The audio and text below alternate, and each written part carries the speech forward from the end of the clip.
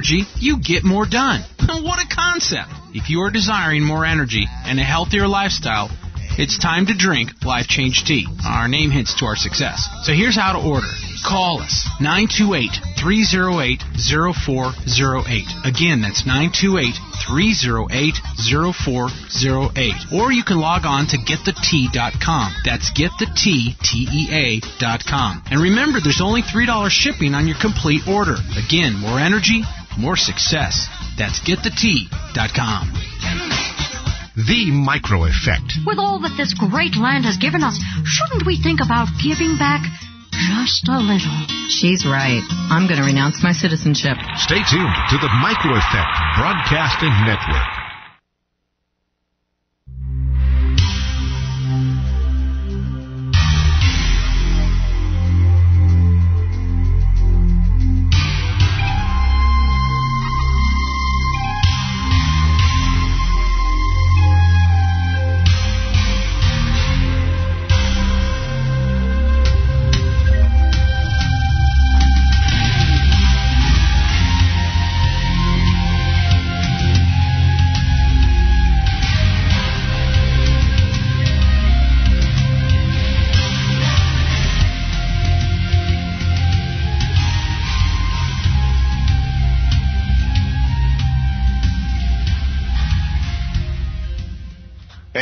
Welcome and good evening to everyone listening to this broadcast. I welcome you and I bid you a good evening or good morning from wherever you may be listening from on this Monday, November 14th, 2011. And we have simply an incredible guest this evening, which is Richard Dolan.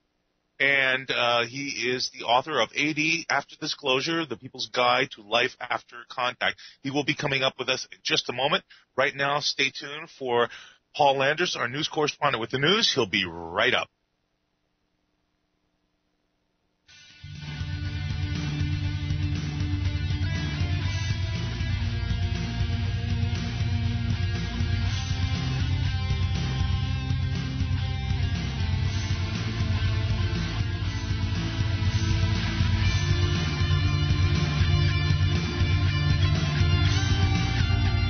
Good evening, everyone.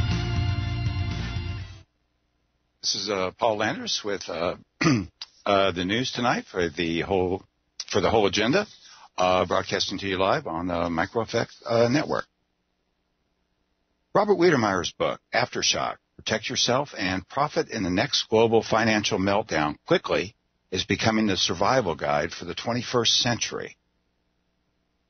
Newsmax's eye-opening Aftershock Survival Summit video with exclusive interviews and prophetic predictions already has affected millions around the world, but not without ruffling a few feathers. Initially screened for a private audience, this gripping video exposed harsh economic truths and garnered an overwhelming amount of feedback. People were sitting up and taking notice, and they begged us to make the video public so they could easily share it. But that wasn't as simple as it seems. Various online networks repeatedly shut down the controversial video. People were sending their friends and family to dead links, so they had to create a dedicated home for it. This wasn't the first time Wiedemeyer's predictions hit a nerve. In 2006, he was one of 3 economists who co-authored a book correctly warning that the real estate boom and Wall Street bull run were about to end. A prediction Federal Reserve Chairman Ben Bernanke and his predecessor Alan Greenspan were not about to support publicly. Realizing that the worst was yet to come, Wiedemeyer and Company wrote Aftershock. However, just before it was publicly released, publisher yanked the final chapter, deeming it too controversial for newsstand and online outlets such as Amazon.com. During Newsmax's Aftershock Survival Summit video, Wiedemeyer discusses the dire consequences of Washington, D.C.'s bipartisan, multi-decade borrow and spend agenda. He also explores the inflation nightmare, the impending plunge in home prices, looming collapse of the stock and bond markets, and a possible historic surge in unemployment, and how to survive what life in America would be like in the days of the Aftershock. Despite appearances, Aftershock is not a book with the singular intention of scaring the heck out of people. Although it does provide a harsh outlook for the economic future of America, true value lies in the wealth of investment tips, analysis, predictions, budget advice, and sound economic guidance that people can act on immediately, offering a ray of recovery hope and an indispensable blueprint for life after shock. For a limited time, Newsmax is showing the Aftershock survival video and supplying viewers with free copies of the Aftershock book called The Supplies Last. In fact, I've got the the link posted on our website, www.thewholeagenda.com, under news. Scandals these days seem to be everywhere, with 10 Downing Street in the UK being no exception. British Prime Minister David Cameron is receiving pressure from certain individuals asking for the resignation of 10 Downing Street's official mouse catcher, Larry the Cat. It seems Larry is the key figure in this scandalous event because of a recent appearance of an uninvited mouse at an official government dinner. Downing Street brought on the 4-year-old Larry last year to help combat a growing rodent problem after TV broadcast cameras caught the image of a large rat promenading through the seat of British government. Well, like many a professional spinmeister, a government spokesperson stressed past performance over present-day scandalmongering. Larry has caught 3 mice since his services were first employed in February, the spokesperson said, and reiterated that he will not be relinquishing his post. The spokesperson also gamely tried to change the subject, noting that Larry brings a lot of pleasure to a lot of people. Larry's a rescue cat and reputedly acquired a strong predatory drive from his time living on the streets. According to the BBC, Larry is not taxpayer funded. His expenses were covered by the Prime Minister's staff out of their own pockets until a recent fundraising event was held in Larry's honor. This in itself is in question also, because when the donations were counted, some of the money was missing. There was approximately $10 they cannot account for. There is speculation, gossip, that Larry might have a substance abuse problem, and that possibly the $10 was skimmed off to buy him catnip. Other than that, in addition to his hunting duties, Larry has been a bit of a diplomat, continuing the tradition of strong ties between the UK and America, as when U.S. President Barack Obama paid him a special personal visit. Well, now we know why Larry might have a catnip abuse problem after that meeting. And then finally, today's proverb. Always remember, when you point your finger at someone, there are 3 more pointing back at you. And that's been Paul Landers with tonight's news. Robert will be right up, tonight's special guest. Thank you and good night.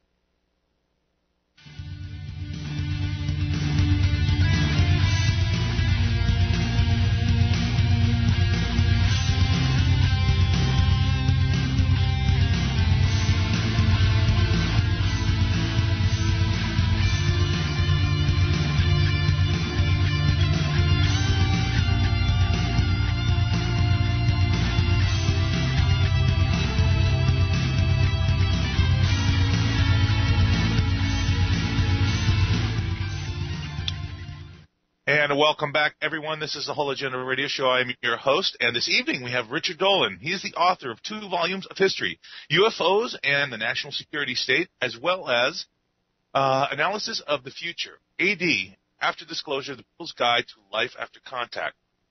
Richard's writing is widely seen as ufology's gold standard.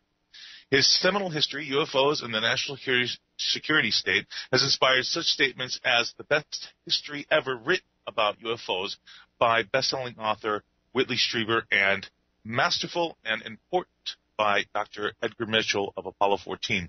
AD, After Disclosure, which Richard co-authored with Bryce Salzbau, creator of the television series Dark Skies, has been widely hailed as among the most original works in all of UFO literature. A fearless and analytical what-if scenario, what discusses the deep impact that would be brought about by the end of UFO secrecy. Richard Dolan, thank you so much for being on the program, and welcome. Thank you, Robert. It's a pleasure to be on tonight. Well, it is a pleasure to have you here with us, and I know you are on the East Coast, so I know it is late for you, but I want to thank you again for being here.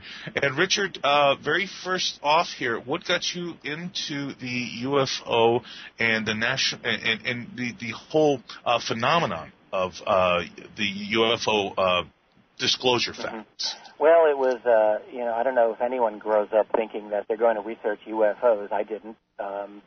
Back in the 1990s, I thought my career path was going to be teaching at a university, teaching history. At that time, in the early mid-90s, I was studying for a doctorate in U.S. Cold War policy, basically circa 1950 national security strategy. And that was my life, and it was at that time that I stumbled into the UFO topic. I'd found a book in a bookstore dealing with the UFO conspiracy. It's a fairly well-known book in the field, Above Top Secret by the author Timothy Good. And I recall to this day flipping through the pages thinking, it looks like a pretty well put-together book. Can this be real? Is there actually something to this topic after all, as some people have claimed? Of course, within the academic world, as I'm sure most people listening realize, this is a topic that gets no love. No one studies UFOs. It's as if it doesn't exist. And I was struck with this moment of real cognitive dissonance, a reality that I had been trained to ignore was suddenly staring me in the face in a manner that I thought might be telling. And so my real question at that time was not to answer every single issue dealing with this riddle, but simply to answer the question, is this a genuine part of my country's history? Did generals and admirals and top-level CIA officials find this of interest, as some claimed? And if they did, even if it was a mistake at the time, why have I never read about it in any academic history? How could that not be interesting in some way? So that was really my entry point, and that was circa 1994 or so. And that pulled me right into the rabbit hole, and I've never left. It's a fascinating journey. I've probably reinvented configured, I guess, my reality countless times at this point. And I'm obviously not done yet, and I think I'll keep going as far as I can go.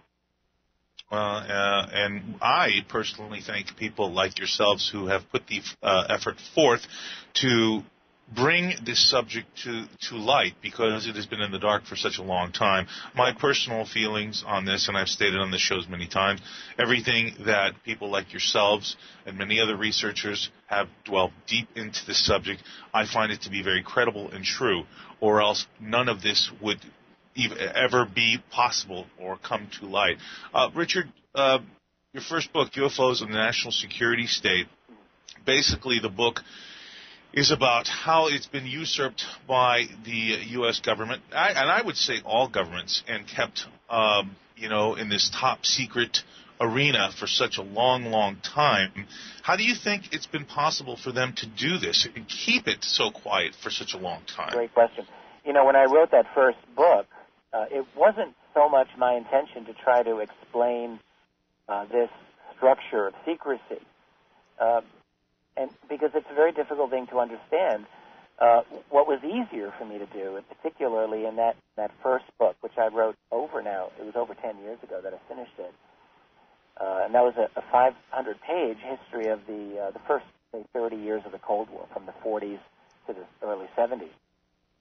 My goal was, at that time, simply to explain in a credible way that there was a history here of military encounters with these credible objects that were not supposed to exist, but yet they did. And so, really, the whole idea of explaining the mechanics of the cover-up took a back seat to me. Rather, I wanted to bring back to life, as you just mentioned, the real, genuine, puzzling history of this phenomenon, and simply to show any casual reader that this isn't a topic of fun and games. It's actually serious. Lives, in fact, were lost by interceptors in pursuing these objects. We have a record of this from time to time. Now, But avoiding the whole idea of how the secret's kept is kind of cheating in my opinion. And eventually, being in this field long enough, I did really start to ask this question. How is it possible? When you think of a reality that is so just shattering as the UFO topic, you would think, logically, that our academic institutions would be all over this. They are, after all, supposed to be in the pursuit of truth, we're told. You would think the journalistic community, the newspapers and the radio journalists, that they would be after this within the mainstream of our media, and yet they've been silent. You would think our political, elected political officials would be all over this, as, you know, in the name of the people, and yet they haven't gone after it. And so it all begs the question, why? Where have they been? Is there truly a power that's behind even those that's keeping them silent? And this was really the issue that I tried to explore, in particular in my second volume. I did explore it a bit in the first volume, but in the second volume of history, having been in the field now a bit longer when I wrote it, I felt a little more comfortable in trying to explore exactly that. I still don't have all the answers here, but what I would suggest to you and the listeners here is that there's been a great deal of centralization, let's say invisible centralization of our global structure.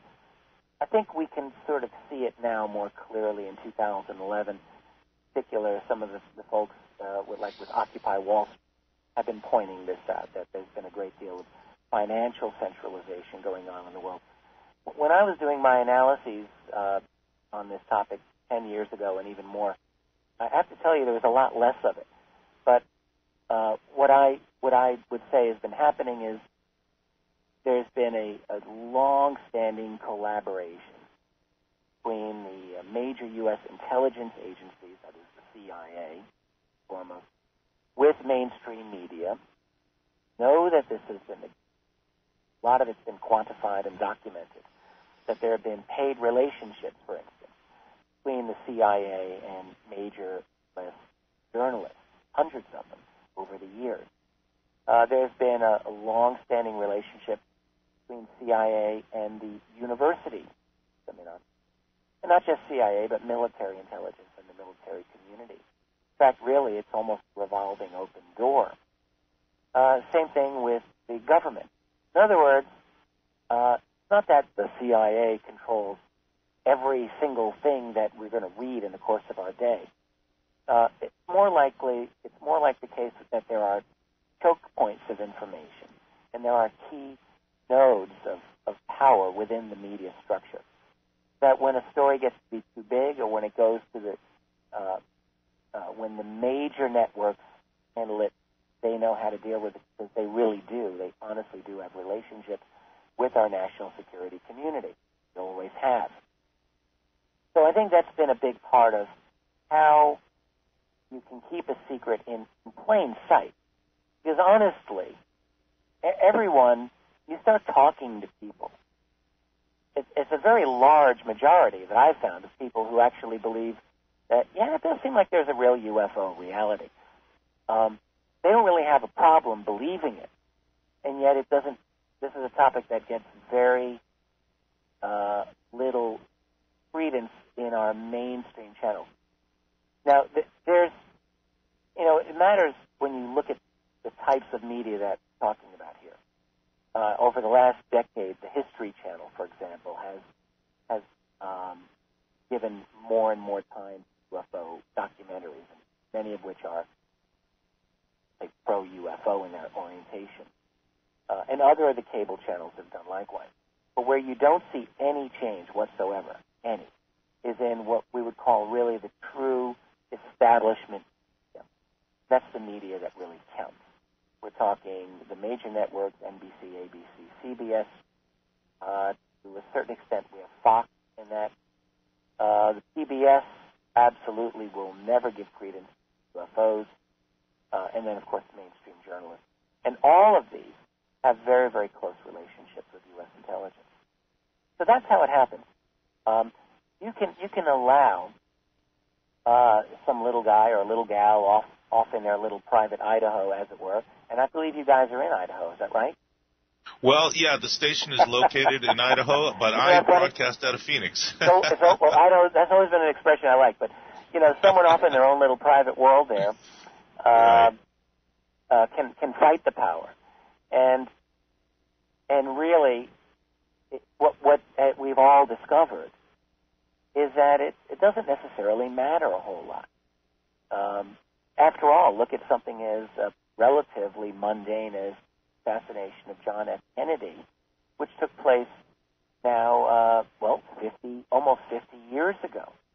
You've got about 80% of all Americans and basically 100% of the rest of the world that knows Kennedy was assassinated in some kind of conspiracy. And yet, in the official discourse of our society, to this day, we are fed the fiction that it was one man alone, Lee Harvey Oswald, who did the whole thing. So we need to ask ourselves, how is it possible to keep secret as awesome as the UFO reality? Well, it's a little easier than people might realize. If you have dominant influence over the mainstream media, that goes a long, long way. Because once those relationships are in place, individual cultures of the media, of academia, of the scientific, political world, all of those cultures will then kick in, and you have a secret that sort of becomes self-replicating. Well, and you would bring up some very, very valid points, Richard. But so many of what were mainstream people back in the Apollo program, like Dr. Edgar Mitchell, right, of Apollo 14, and who was it, Mr. Cooper, part of the Apollo program, who watched the film that was developed of a UFO landing on a military base and then taking off. And I mean, it's not like this is hidden away anymore. I mean, this has come out to the mainstream, yet there is no credence given to people like this. I find absolutely encourageable and incredible both at the same time. Yeah, with Edgar Mitchell in particular, I've been fortunate. I know Dr. Mitchell. I've conversed with him many times about this, and I've also tracked his many statements that he has made on this topic since the 1990s. One thing people don't realize, I mean, here's a man who went to the moon. Only 12 men ever walked on the moon, at least officially, unless we have a secret space program, which don't rule it out. Well, I won't, because I kind of believe that. Well, I happen to believe that we have a secret space program. I'd be happy to chat about that with you. But in the case of Edgar Mitchell, this is a man who truly is a legend. He is an American hero, and no one would dispute this. And he's also a man who just is very, very gracious individual and is exceptionally intelligent. So here he has been saying for the last 15 years now that he has had several ultra-high-level elite connections within the national security that have told him explicitly of programs to study ET technology and bodies. I mean, think about this. You've got a man who went to the moon now, he didn't say that he saw the bodies, but right. Think about it. You walked on the moon. Who's not going to want to be your buddy? This is a guy who could walk anywhere he wants to, and he has carte blanche to four-star generals, admirals, and the like. So he's got people who are able to talk to him, and with some background. And he has said that two sections of absolutely top-notch background that have told him this. I myself asked him a number of years ago, can you elaborate? Can you throw us a bone here? I realize I don't want you to give up their names, but tell us any kind of additional information. And he said, I'd love to, and I really can't. These people who came to me did so at great risk professionally and personally and to their families. And that's exactly what he said to me. But here's the thing about this. For all these years, this man has made these statements. Where has mainstream, where have the journalists, all this time, they've been silent. I have spoken to news reporters at NBC, and this is years ago, and I would say, you want a story, go talk to that man. Go talk to Edgar Mitchell. You may think he's crazy, but you're going to make a very hard case once you talk to him that he's crazy or that he's not telling the truth. And they would shrug their shoulders because these folks that I happen to know, they're good people. They're intelligent journalists. They've been around the world. But they also know that their hierarchy does not accept journalism. And they were very, very clear about this. This would not fly. And, of course, they never pursued it. But again, their hands are also tied, Richard. Well, exactly. And in fact, one of the NBC producers that I was friendly with, this is a conversation I had about 5 years ago. I was talking with him about really the poor news coverage that they were offering in terms of the war, in terms of just the whole bit, everything. And he shrugged his shoulders and he said, Rich, look, we're owned by General Electric. What do you expect? And that's literally what he said to me.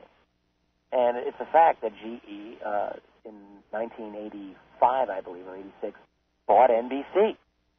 GE is one of the largest defense contractors in the country. They're one of the largest companies in the U.S. They're plugged in. They're into the defense community. And NBC, for their part, they're never going to go against the company that owns them.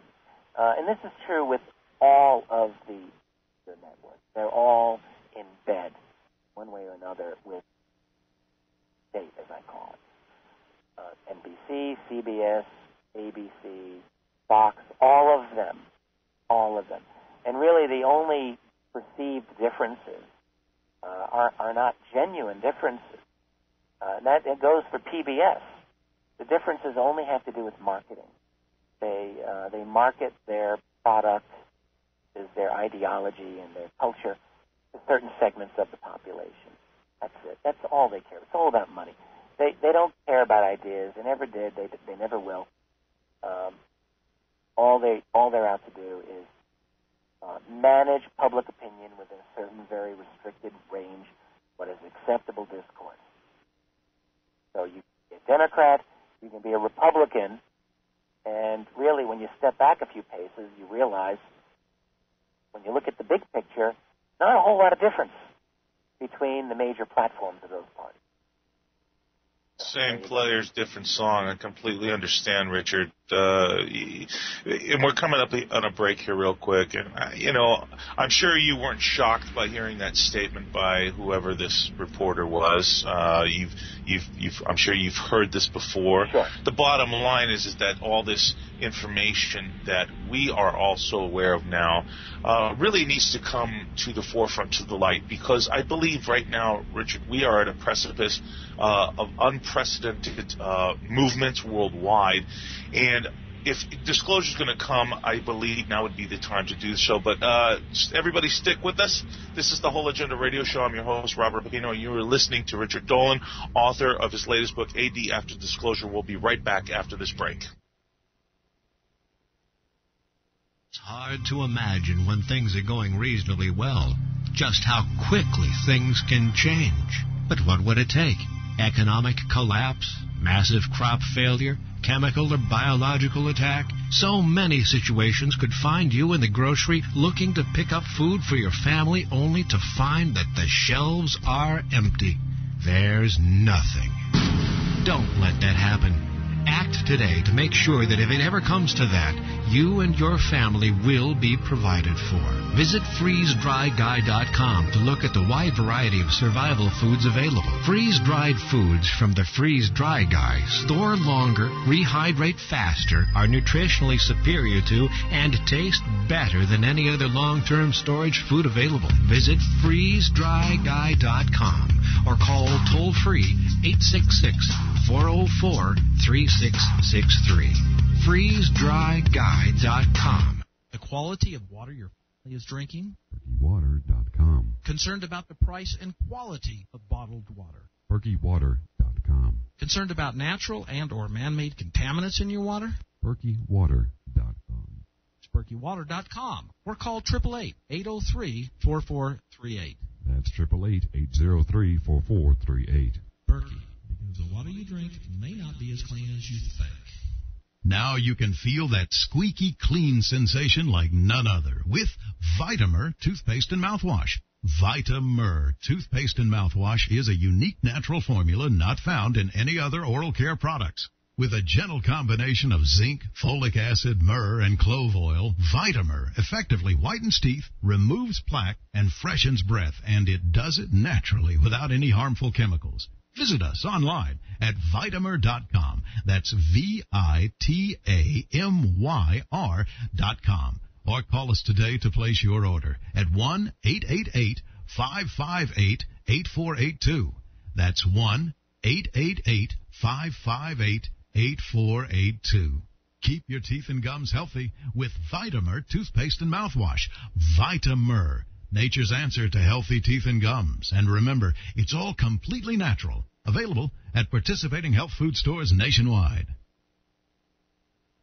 Question: are you always sick? I mean, like colds and flus, feeling lousy. Does this happen to you? Are you tired? No energy? Bordering on depression? You know, when your body feels bad, your mind becomes affected.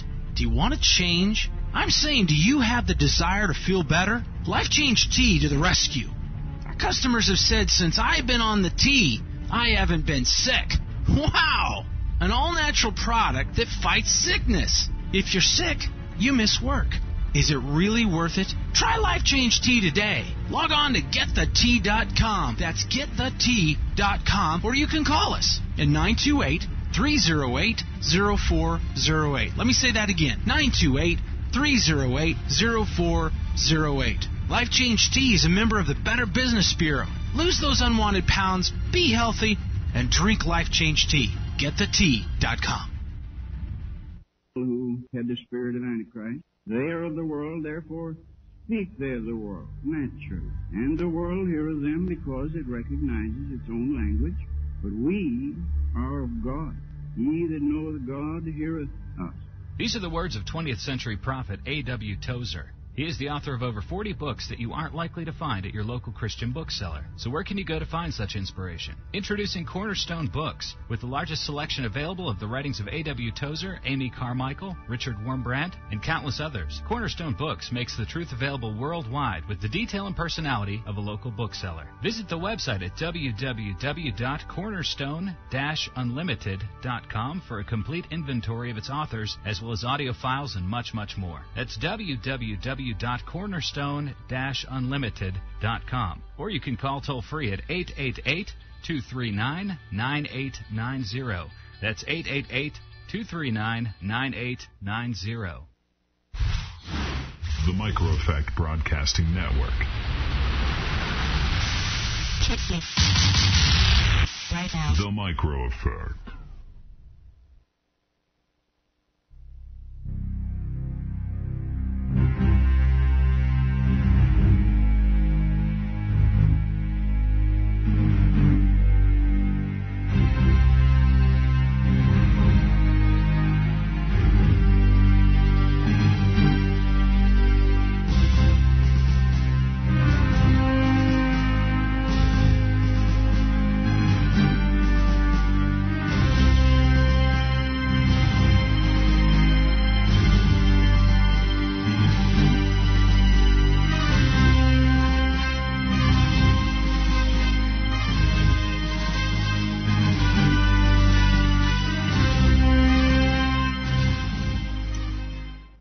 Welcome back, everyone. This is the Whole Agenda Radio Show. I'm your host, Robert Pino, and you have been listening to Richard Dolan, author of his latest book, AD After Disclosure, The People's Guide to Life After Contact. And, Richard, the bottom line is that we know this phenomenon has been going on for a long time, since '47. Roswell, which being the real wake-up call, I believe, to the masses of the United States and the rest of the world.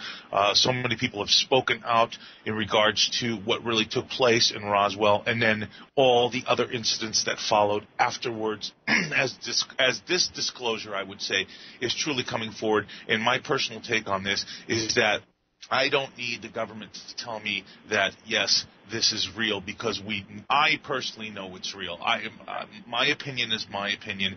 It is absolutely real. I know that they've back-engineered this technology, and this is why we are in the state that we are in right now, especially with the authoritarian, tyrannical system of government that has taken place within the last 50 years. Exactly. And this all stems down, I always say, follow the money, from the pyramidal banking structure all the way down.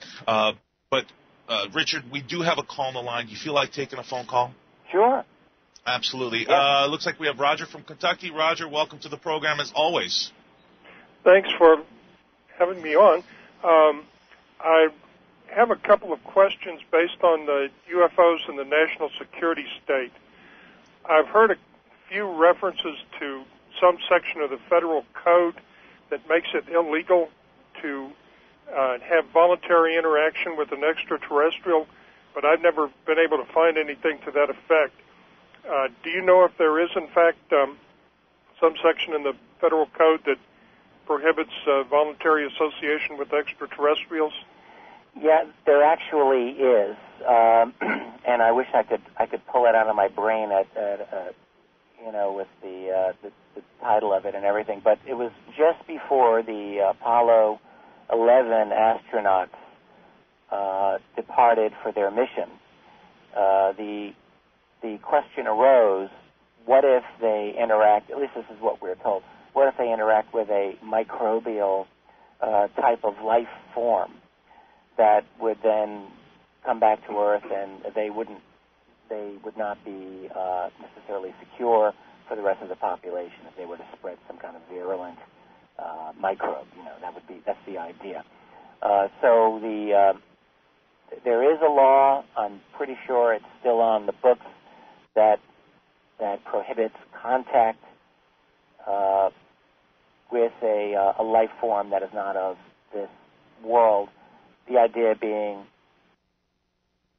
for prevention and spread of infectious diseases. So now, basically, it's more of a health law than prohibiting cultural exchange or anything. That's how it's always described when you hear it described. But of course, the theme of every single sitcom that's ever dealt with this theme, from Alf on through American Dad, I guess, or any others where there's an ET living in the house, becomes sort of problematic, right? Because you've got this microbial carrying entity in your house. Who knows? I guess so. In theory, it would be illegal. Of course, the question is, do these other beings adhere to our own laws, and do they give a damn? And I'm guessing it may not be as much of an issue for them. Which is a good segue to my second question. I'm a businessman, and I would certainly be interested in expanding my market off planet. Is there anything that would prohibit me from seeking my own contact? Say, for example, let it be known to some repeated abductees that I'm interested in entering into some kind of trade negotiations with them, if they're so inclined. Would there be anything to prohibit me from pursuing that? In other words, dealing with these other beings. Yeah, no, trade or business arrangements with extraterrestrials. The only thing that's stopping you is right now the technology. You don't have your own flying saucer. You don't have your own, maybe advanced nanotech or advanced computing or whatever you might need to deal with them. And see, this is why I think that disclosure really is an inevitability.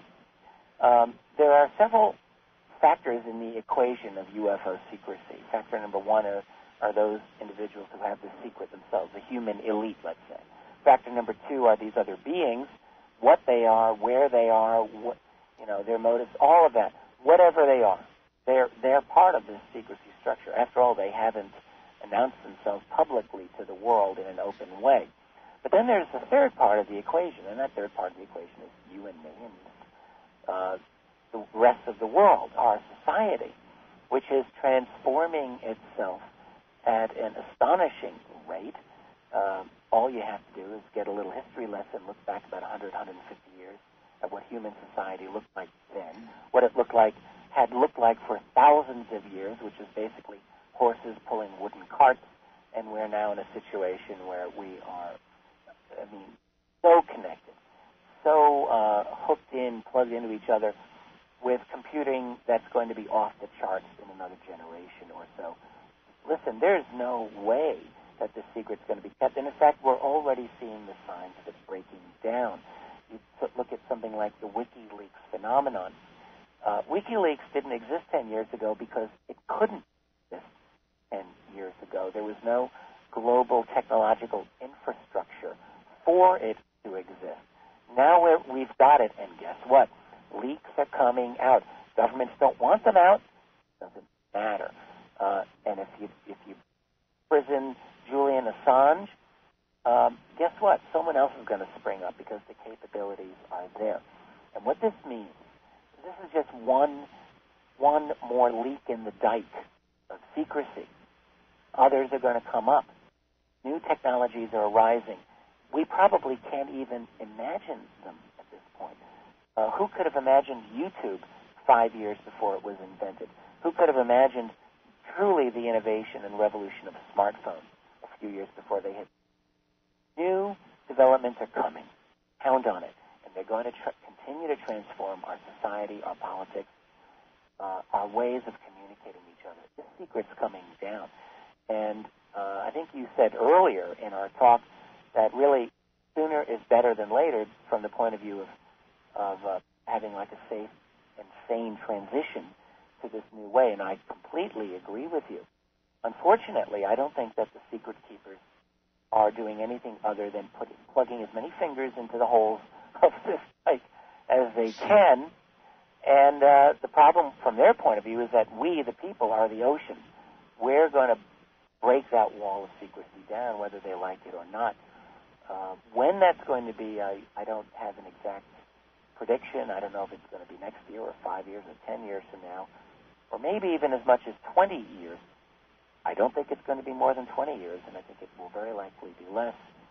This is an inevitability, and when it happens, it's going to say that it's going to rock our world will be the most amazing understatement that I've ever made. It's going to be beyond that because you've got every facet of society. There are many people listening, and they're probably saying, look, it's not going to freak me out. I'm fine with it. I know that they're here. True. But what a lot of us don't realize is that there's a difference between knowing something's true and having it officially acknowledged to you. I'll tell you. I've known this phenomenon, Jill, for a long time, but I had a conversation once with a very highly placed scientist who had been kind of friendly with Bill Clinton. This scientist is kind of a big shot in his field, and he told me explicitly, one-on-one, that he wasn't speculating. He knew for a fact that at deep levels of our secret structure, that there are scientists who have alien technology and bodies. He said, I'm not speculating, I'm telling you as a scientist. And at that moment, I'll never forget this. This is almost 10 years ago that I had this conversation with him. I felt different. I felt different because here was a guy who was famous, who had something to lose, and I knew he was telling me the truth. And there's a definite change that comes over someone when you learn this at that deep a level. And what's going to happen when this comes out is that it's going to change our politics, it's going to change our economics. There's going to be political blowback. People are going to want to know, how have you kept this secret for an entire lifetime? What does that say about the structure of secrecy? How you've controlled our media? Where have those guys been? Our political institutions, our universities. And it will lead people to look into the control that has existed over those institutions. But that's not the half of it. You're going to have people wanting to know, well, what's the status of our secret technology? Because you've obviously recovered stuff at Roswell and elsewhere, so what have you done with it? Do you have free energy? And if so, can we take a look at it? And that's it, Richard. That's exactly what I was going into. There's the duality here, where you have the structured money, fake money printers, who are on the top of this pyramid, who've basically undermined and usurped all of our constitutional freedoms, our ability to have a free and open society through this oligarch structure that they created. I mean, there's the both sides of the fence. You've got the multinational corporations who are creating these GMO foods, the fluoride in the water, the chemtrails every day. So it's the duality of it.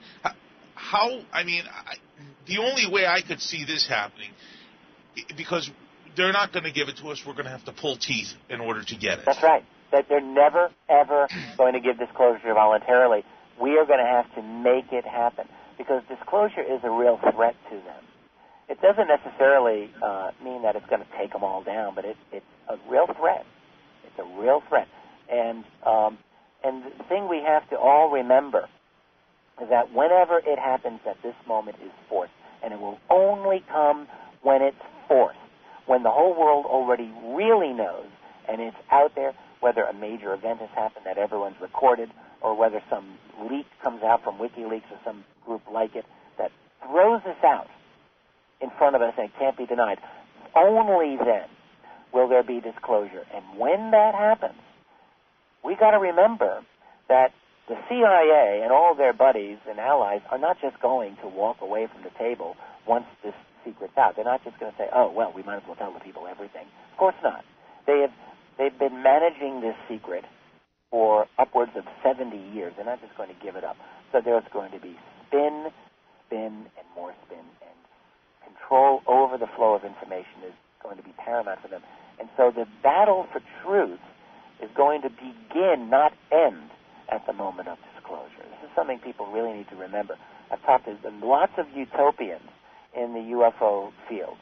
Some of them are actual bona fide researchers, and they're still utopians. They believe that all we need is disclosure. Disclosure. It's this mantra. Well, I believe in disclosure, but I don't believe that disclosure is going to be a truthful process. I agree. Are going to have to fight and to make sure that this is as truthful a process as possible. And I want to mention one thing here, which is, look, I know what side I'm on. I'm on the side of truth on this matter. But I have come to understand the side of secrecy in this one way. I don't side with the idea that they're using this secret for personal enrichment and power over you and me. But I do see that from their point of view, letting this secret out is a real threat, not just to them, but really to human society. What if the secret of this phenomenon involves something really bad? I mean bad. Like if we're dealing with entities that some of which are truly nasty and can't be contained.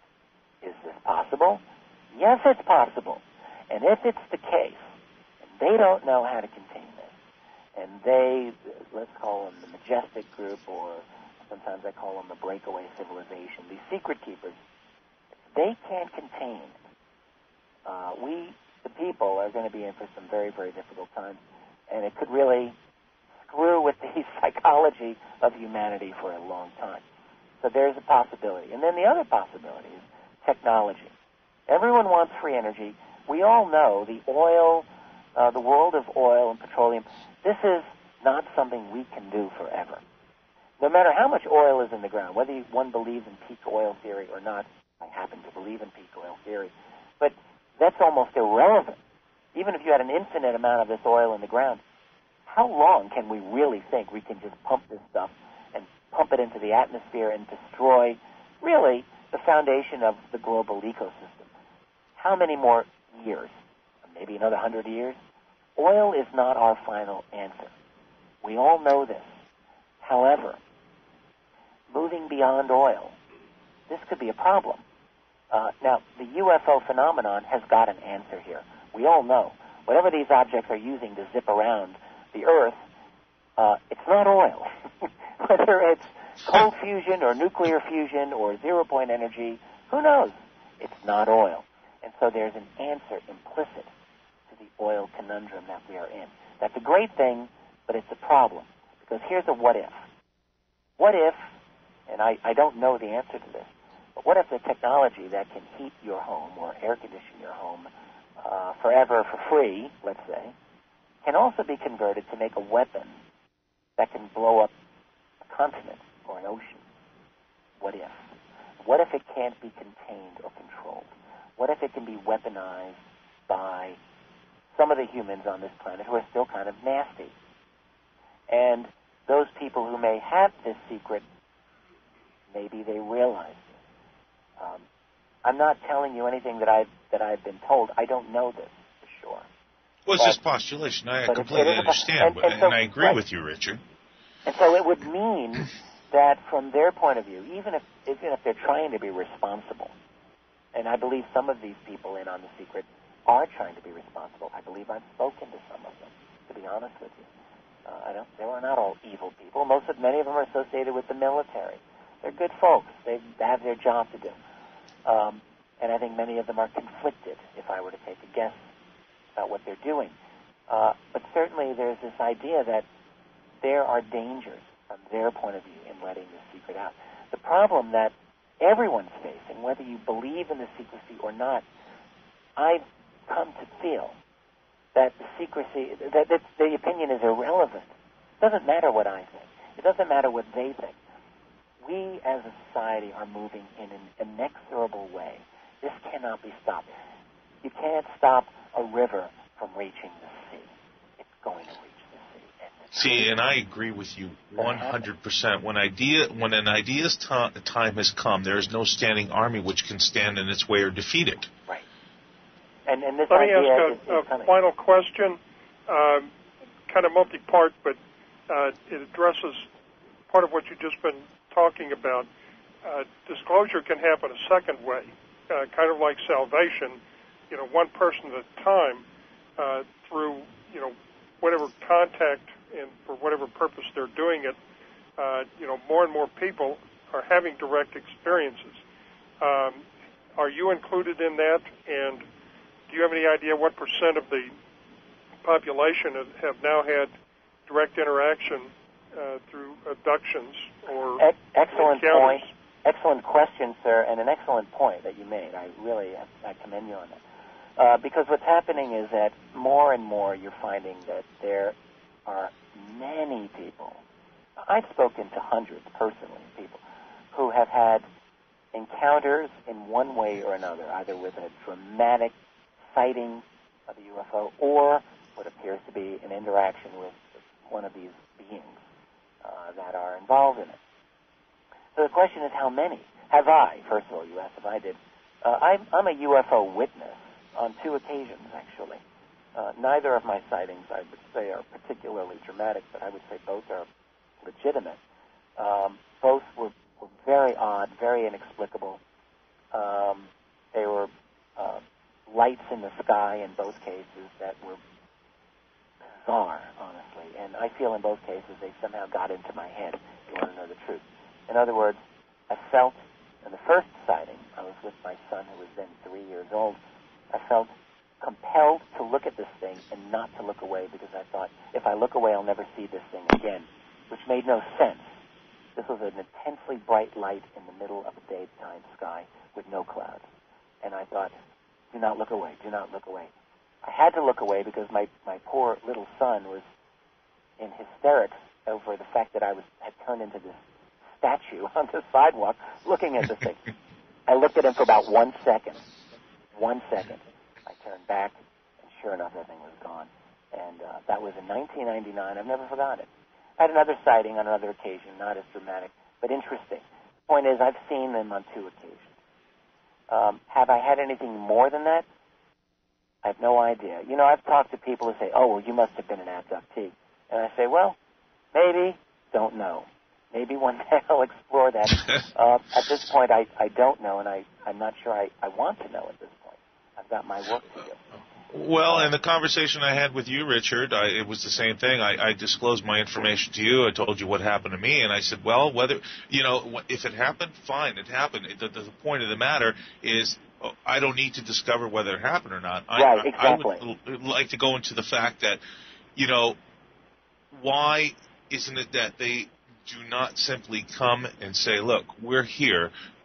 We forget, okay, that we've worked with your government for 50 years and you really are so angry now that you just want to dismantle this whole system because of how we've given them technology. And I'm only speaking of one race here, Richard. I'm not speaking about the overall multitude of races that have visited this planet. But what I'm saying is that if they, let's say the ones that have been working with our government simply say, okay, well, it's time to disclose this information because all the other extraterrestrials that are above us or a part of this galactic federation, galactic universe, galactic whatever, said it is time for these people to no longer to be stepped on, but to come into their own. And Richard, can you hold over to the next segment here real quick? Yeah. Okay, great. Everybody stick with us. This is the Whole Agenda Radio Show. I'm your host, Robert Pepino. You are listening to Richard Dolan, author of AD After Disclosure. He's going to stick with us to the other side of the break. And it looks like, Roger, you want to stick with us? Please do. We'll be right back after this break.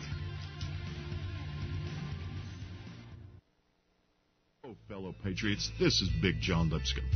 There are just 2 types of people in the world. Those that see the world outside of themselves and therefore can finally estimate the direction things like the economy, the government, and society is headed, and those that can't. The majority of the people in the world are absolutely clueless to the trends and manipulations that go on around our world. To them, everything is by chance and in disorder.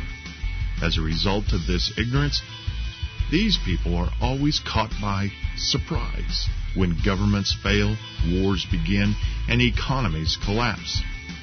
Every day, with each choice, you define which group you are in. SurvivalistSeeds.com and PatriotFood.com for the rest of us, those of us that are prepared and wide awake.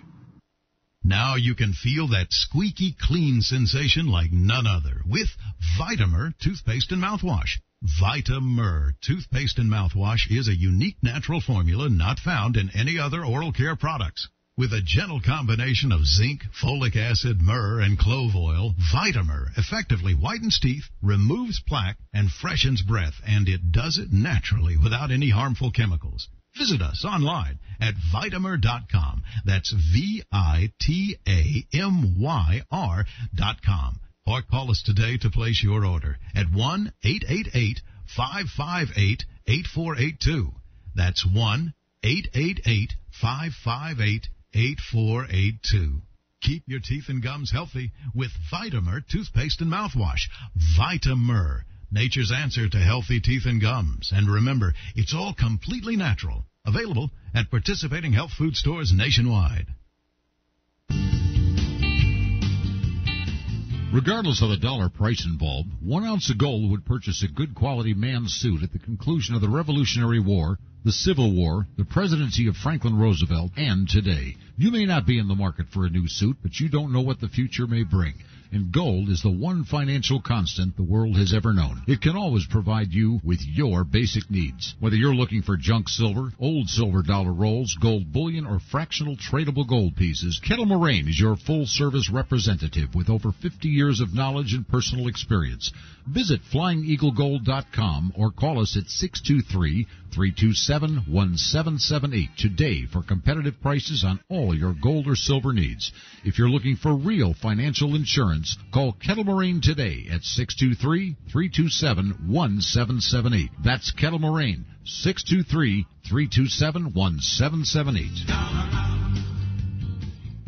You're listening to The Micro Effect. Of all the ideas that became the United States, there's a line here that's at the heart of all the others. But when a long train of abuses and usurpations, pursuing invariably the same object, evinces a design to reduce them under absolute despotism, it is their right, it is their duty to throw off such government and provide new guards for their future security. The Micro Effect.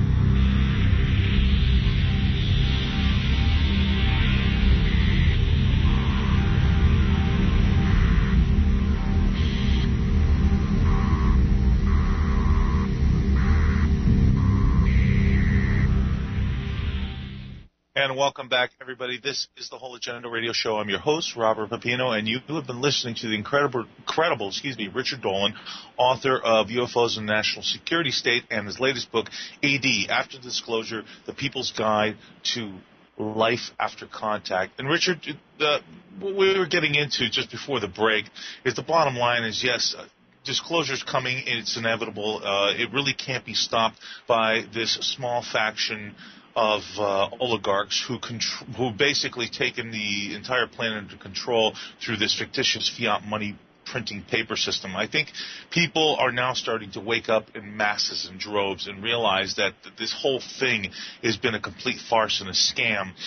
And the bottom line is the real, I think my personal and biggest issue with all of this, Richard, is the free energy of all this. Because if they realize, and I'm going to get into this in just a second, if they realize that people had the ability to have free energy, they would no longer have any control over the masses.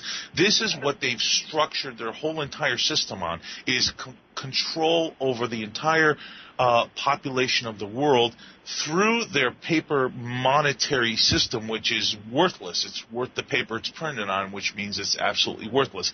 Yes, at the moment, you and I still have to use it, but you can see where that's going. I mean, I look at the markets every day. I look at the value of the dollar, and I see where gold is, so on and so forth. We really don't have to get into that. But the bottom line is, so many other inventors, and it doesn't have to be even ET technology at this point, so many other inventors have come up with free energy technology. Mr. Bendini and Stanley Mayer, and I can name a few others. I just can't think of them off the top of my head.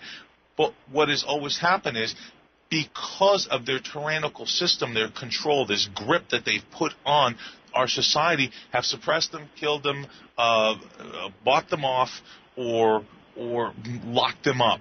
But the bottom line is, like you said, Richard, and I believe this wholeheartedly, and I stand behind you 100%, is the fact that no matter what they do, they cannot stop the process that is in motion right now. Yeah, very well said, Robert. And I agree. I think free energy, or at least a transformation of our energy, is the key factor here. And it is about control. It's difficult to imagine how our world can look, for better and for worse, if everyone had access to, let's say, free energy. It would be wonderful. It could be a little scary, to be honest with you. After all, humans, we are kind of scary, and if you give us essentially infinite power over nature, which is what free energy would give us, it's possible we wouldn't handle that power all that well. That is a possibility we have to consider. Now, after all, look, free energy is something that, in a sense, relatively speaking, we have had. It's called oil, in the sense of this. Oil wasn't something that humanity had access to until after 1859, when the first oil well was struck at a little place called Titusville, Pennsylvania. And also, what happened in 1859, Richard? That big CME that hit Earth and fried the whole electrical, the telegraph system at the same year, which was amazing, by the way. And I don't think there are any coincidences. Well, maybe not, but the point is that what oil allowed humanity to do, once we transferred our infrastructure from really a coal-based to an oil-based foundation, we were able to scurry about the globe like little termites going into places we'd never been able to go before. And it was all because of oil.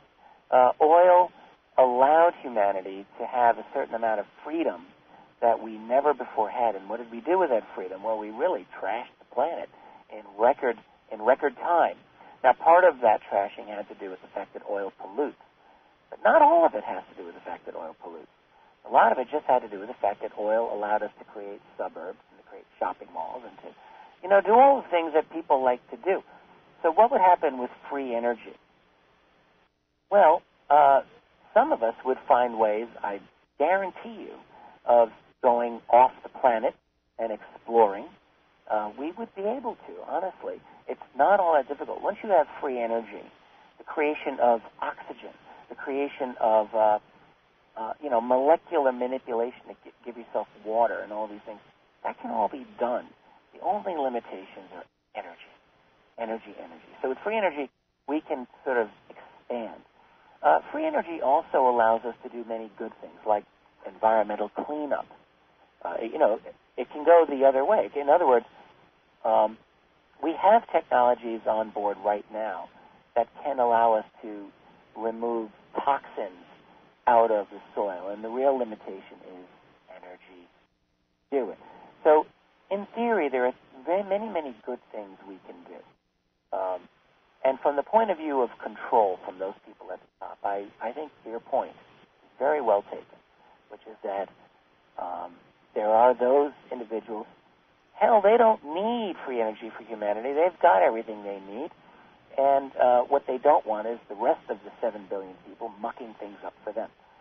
So, but once we have that secret, we're going to be very difficult to control.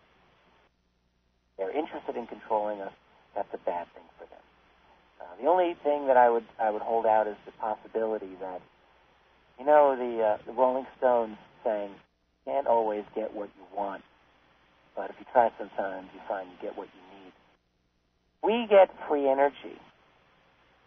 That may be a wonderful thing, but my own view of human nature is that we're not always very nice, and we'll find a way to screw. Nonetheless, era of free energy is coming. I don't think there's any way to get around it. You cannot stop this train that's moving down the tracks. It's not going to stop until it gets to the station. I agree with what you say 100%. I just happen to be on the side of, or the train of thought, so to speak, that I think genuinely most human beings on this planet are cherishing, nourishing, and caring for one another. And it also brings into that, I mean, the way I see this is that also this has to do with the character that you come in with into this world, because I happen to believe in reincarnation. I also happen to believe that we have to live many lifetimes on this planet in order to clear our karmic our karmic badness, I guess, or our karmic conditions in order to ascend or transcend to the next level of existence. Because I think everything lives in different planes. As you transition from one plane, you move to another plane. So it's multidimensional in all facets. So I think this is probably like a starter planet that is getting ready to go into Type 1 civilization. Now, as I mean Type 1, I mean for all of humanity, not the oligarchs who have already created this off-world shoot, So, again, with each level of plane a transition. I mean, there are worlds below us. I believe that there are life forms who are probably, let's say 1,000, 2,000, or 1,000,000 years behind our progression right now, and they are at the starting point we were, 1,000,000 years ago, 1,000 years ago. I think this is this is cyclical throughout the universe. That could very well be. I happen to have spiritual beliefs as well, Robert, and I happen to believe we have a soul. And I also happen to believe that these souls come back. So let's call that reincarnation. So I don't think I'm very far from your belief at all. I also believe what goes around comes around. We can call that karma. Absolutely. And whether or not there are the multiple dimensions in the world that you speak of, well, maybe yes. In any case, I think it's a very appropriate belief system for our age. It's a belief system that encourages, I think, good intentions and proper behavior, and I'm all for that. And yes, I also think that most of us, in our hearts, we are good, or we want to be good. I happen to have grown up. We all have our own background. I grew up in the New York City area. I grew up actually in a very rough neighborhood in the New York and Long Island area. Had a lot of fights, saw a lot of fights. I saw a lot of nastiness. And as I got older, I continued to see a lot of pettiness and small-mindedness. Most of it, I think, based out of fear. But nonetheless, I don't know how evolved we all are yet. I talk to lots of folks who believe that we're, as a species, ready to move on to a new level of consciousness. Some people call it ascension. I'm rather skeptical of that, to be honest with you. Although I do think that we are going to be forced against our will to have to change, to have to consider a larger reality, and that is the reality of these other beings that are here interacting with us. That's going to come out, going to cause its own transformation of our global consciousness. It's going to happen, and ultimately I remain hopeful. I remain an optimist over the future of humanity. That's long term. Short term, for the next 30, 50, even 100 years, I think it's going to be a very difficult transition indeed. Some people will make it smoothly, but many will not. And we have to keep in mind also that even with something like free energy, this is not going to solve our problems. We have a world in which biodiversity is becoming just shot. Is free energy going to stop destruction of much of the world's ecosystem and natural habitat? I don't know that that's a slam dunk, to be honest with you. We've, depleted much of the world's fish population. Are we going to stop eating meat all of a sudden, then once we get disclosure? I don't think so. Are we going to stop having a processed food industry with disclosure? These are issues that are going to remain on the table. Humanity does not have a free ride here, even with a better energy paradigm. Still are going to have our work cut out for us. All I can say is future generations, if people look back 100 years from now, they say, wow, generation of the early 21st century was amazing because they went through the transition of disclosure. You know what? People of 100 years from now are going to have their own challenges to deal with that are going to be just as difficult, just as not fun, and they're going to have to deal with it too. I don't think we're out of the woods for a long, long time, I guess is what I'm saying. Well, Richard, I see what you just said was so profound and so factual and so true. That free energy is not going to solve our problems. The only thing that's going to solve our problems is ourself, is our character, our change in behavior, our patterns of behavior. And that comes down to the mental mindset of how we've been conditioned to live in this society. And I think this is part of the transition that we're going through right now, is the mental makeup that has been promulgated through this system of, and I always call it an illusionary system because that's exactly what I believe. They've created this illusion to believe that this is what sustainable life is about. And they couldn't be so wrong as far as I'm concerned, but they want to continue this game that everything is fine and continue to use the oil, and we will continue to rule over you as your rulers because you are children and you are not educated and smart enough to make your own decisions. Right. No, exactly. And the thing is, it's just not going to last. It cannot last forever because in human history, nothing lasts forever. So this is going to change. And really, the true issue that I think we're facing in our world, and I know you see this, I can just tell because you're really on top of these issues. The issue that we're dealing with is we're at a crossroads.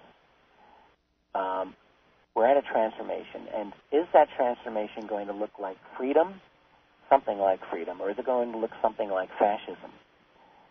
When all of this transforms into whatever it's going to become. The future of human freedom is not going to be the freedom of, say, Thomas Jefferson and the agrarian farmer and the original version of the American Constitution. That's not going to happen. And the reason that's not going to happen is it can't happen. This isn't the world of 1800. This is a world, like it or not, of corporations that span the globe. They're not going to go away simply because we learn the truth about UFOs.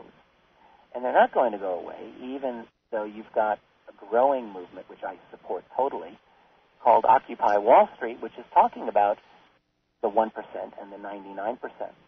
I was at New York City. I was at Occupy Wall Street demonstration a couple of weeks ago. It was fascinating. I put clips up on my YouTube page. I watched the video, Richard, with wholehearted intent. I thought it was incredible, by the way. Kudos to you. Well, thanks. It was great to be there. But my point is that the world of transnational, multinational corporations, it's not going to go away. It can't go away. Really, what kind of world are we going to expect?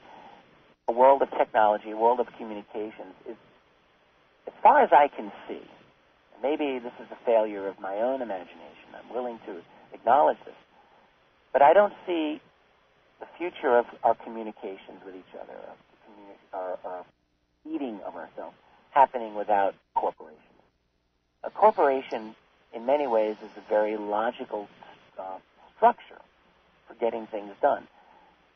The problem, as many of us see with corporations, is that they have legal status that is not commensurate with their reality. In other words, corporations are protected and with legal protections that they don't deserve, and they have a kind of power that's vastly beyond anything that ordinary people consider to be just.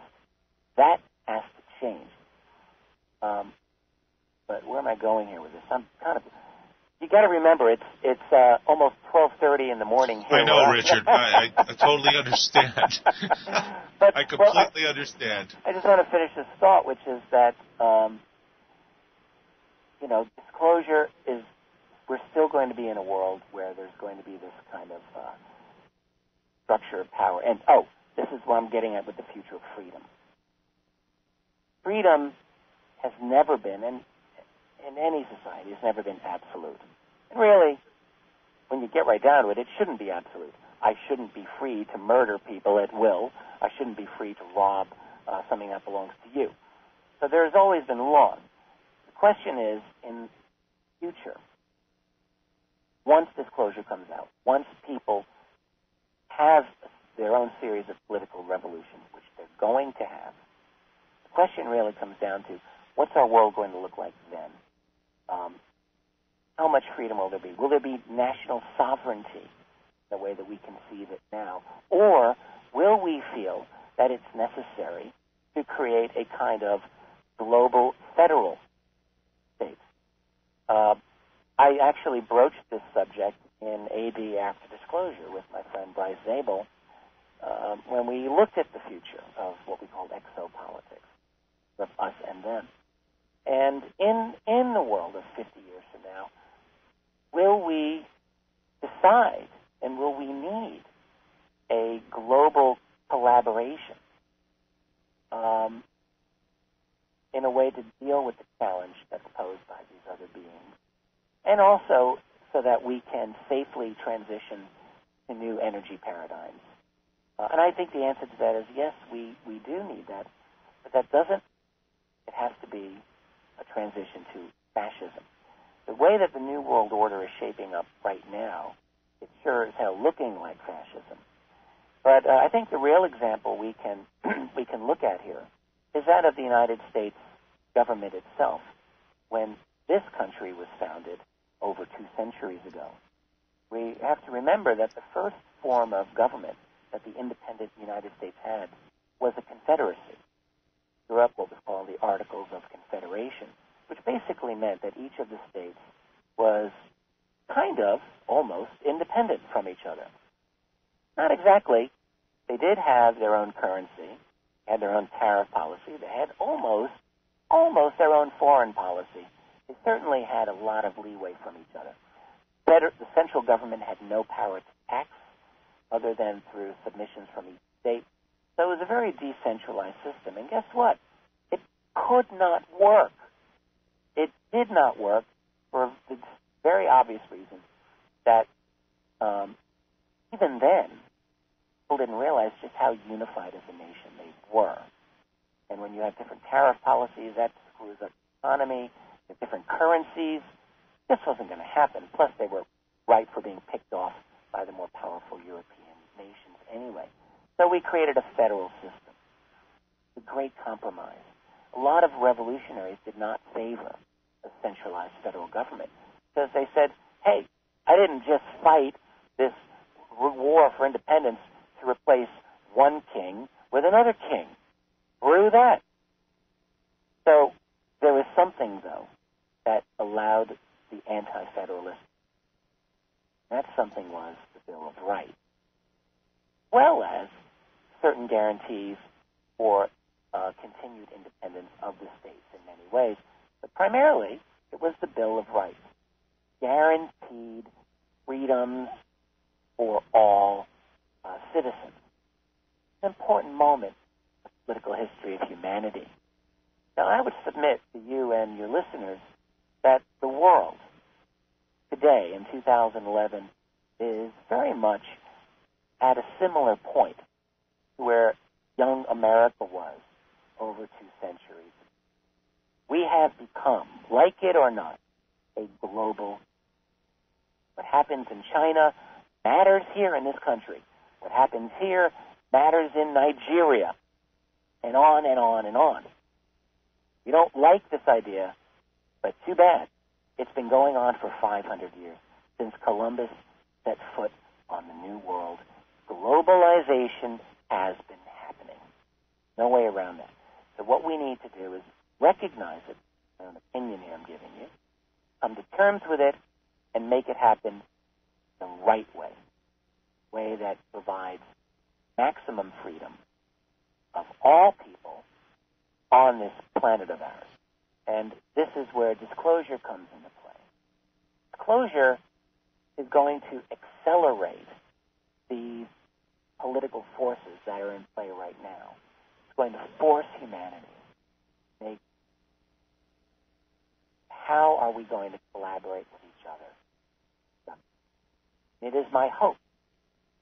One of the points writing AD After Disclosure is to lay this hope out, which is that can be done along the path of light, not the path of darkness.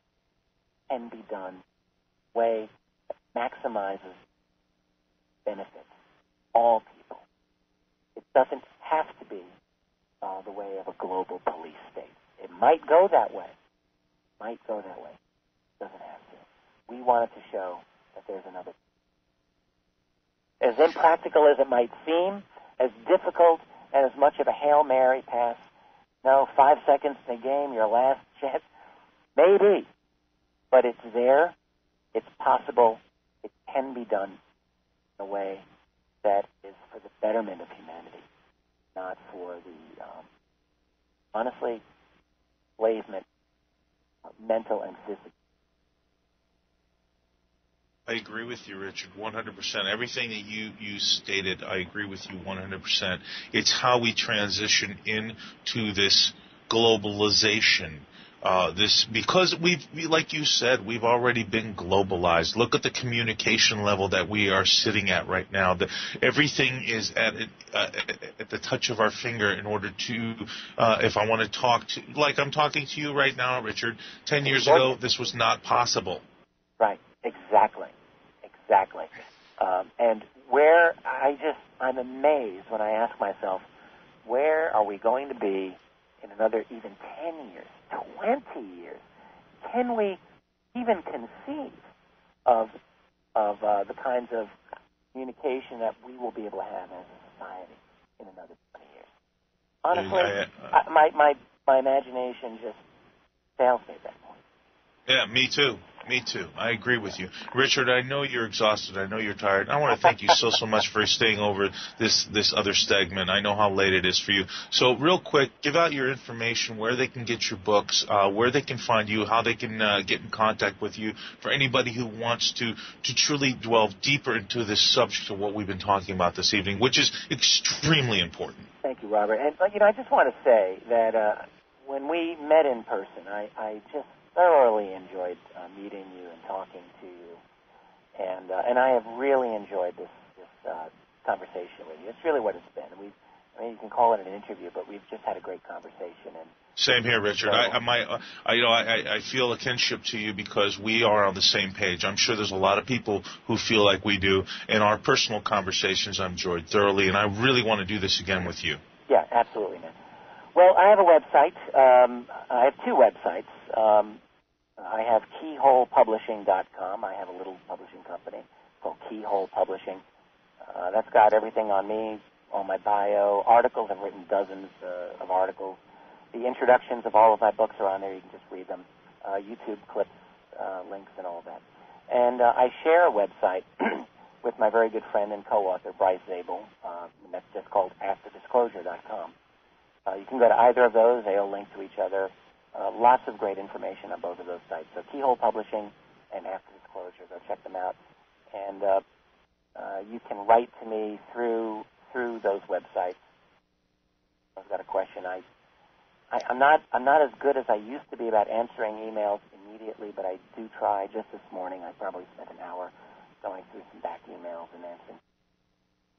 I do my best, and I want to continue to be like that because the fact is, I learn more from people I talk to than they learn from me, and it's we're all students in this.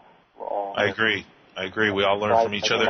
And Richard, are you working on a new book at all? Anything in the works? As a matter of fact, I am. I'm working on three book projects at one. In fact, I just finished edits on a new edition that's going to be out of AD After Disclosure. Bryce and I are taking this to a larger publisher, and it'll be reissued in the springtime. I'm not sure if I was even supposed to say that, but what the heck. I myself undertook the majority of those edits. I'm also working on Volume 3 of UFO's National Security State, and a new book that's going to be out in the early part of 2012, a complete revision, relook at the UFO phenomenon.